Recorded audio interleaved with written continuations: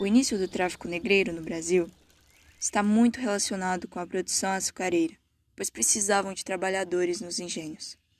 A escassez da mão de obra indígena iniciou-se pela diminuição da população e pelos padres jesuítas que não queriam a escravidão indígena por querer convertê-los ao catolicismo. Porém, o fato mais importante para a substituição da mão de obra indígena para a dos africanos foi o sistema econômico da época, o macartismo. O tráfico negreiro era muito mais lucrativo para Portugal.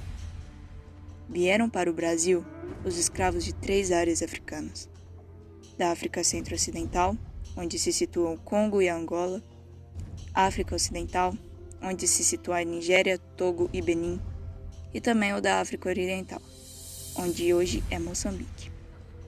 Os escravos eram comprados de reis locais. Os escravos eram prisioneiros da guerra entre os reinos. As guerras entre os reinos e grupos sustentam o tráfico negreiro. Reinos como Daomé surgiram durante e por causa do tráfico negreiro. Armas de fogo e munição eram um dos principais produtos que os europeus trocavam por escravos. As armas de fogo também eram fundamentais para as atitudes do tráfico de escravos. Antes de embarcar, eram obrigados a darem voltas em torno de uma árvore para esquecer a sua terra natal. Depois, o padre jogava água benta e recebiam nomes de portugueses. Eles não eram chamados de africanos, e sim de onde vieram da África Ocidental. Eram chamados de Angolas, Congos, Manolos.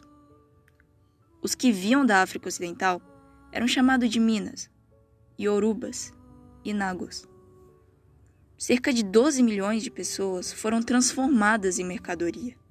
O Brasil foi um dos principais países que mais receberam escravos do mundo, aproximadamente de 4 milhões. As viagens duravam de 1 a 2 meses e as condições de vida eram péssimas. Eram obrigados a viverem junto com seus excrementos e vômitos em um lugar super apertado. Isso gerava um odor terrível. Mal recebiam água e comida. Vários morriam durante a viagem por causa de doenças e das más situações.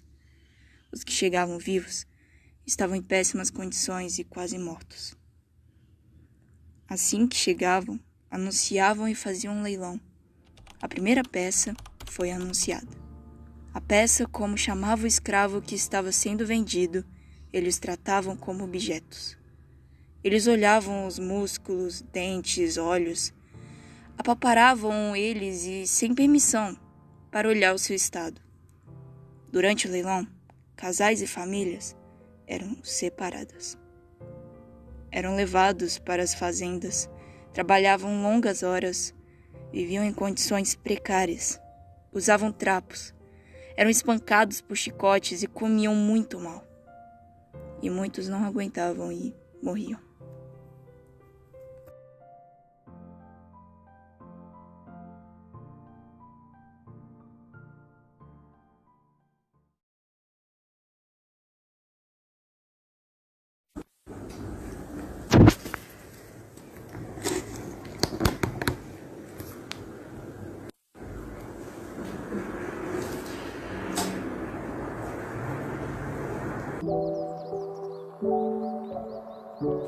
Então, gente, eu tô gravando esse vídeo aqui para falar a minha reflexão sobre o documentário que tá dando o que falar por aí.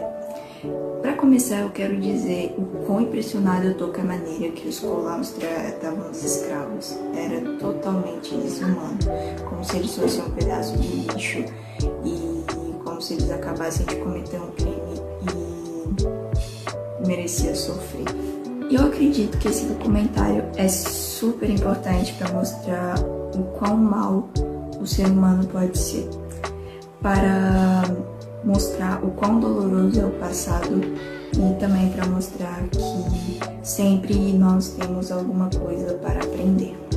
E o mundo é maldoso, o ser humano é ruim, e por mais que o passado tenha sido desastroso, o presente também é. E se nós... tipo assim... O presente também, ele pode ser... Se nós, assim, não nos permitimos aprender. Então, Luana, na minha opinião, isso me lembra muito uma história que eu vou aqui compartilhar para vocês. Isso me lembra a história de Francisco Félix de Souza, apelidado de Tchá.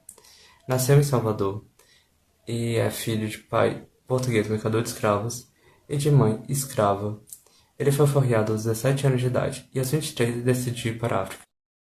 Mas em 1800 ele consegue se estabilizar na África definitivamente, em Oidah, no Golfo de Benin, como mercador privado.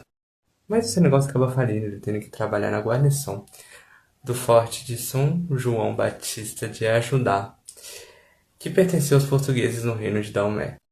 Não muito tempo depois, ele acaba se demitindo para se dedicar ao trabalho no comércio de escravos cativos de guerra, que eram exportados principalmente para o Brasil e para Cuba, e essa prática era legal até mesmo em Portugal. Os clientes de Tchá eram principalmente brasileiros e europeus, e sua habilidade de aprender línguas ajudava muito ele no processo de comercialização. Os desentendimentos que ele teve por causa do seu negócio, o rei de Daomé decide prendê-lo, e isso não dura muito tempo, pois ele consegue acabar fugindo e se esconde em uma região vizinha. Mas não muito tempo depois, o rei de Daomé é deposto por causa de um golpe que sofreu de seu próprio irmão, e o novo rei de Daomé decide chamá-lo de volta e assim dando a Souza o monopólio do comércio de escravos da região. Após sua morte, ele acaba deixando muitas mulheres e muitos filhos para trás, e os descendentes de Souza até hoje, conhecidos como brasileiros de Oidah, celebram suas ligações com o Brasil.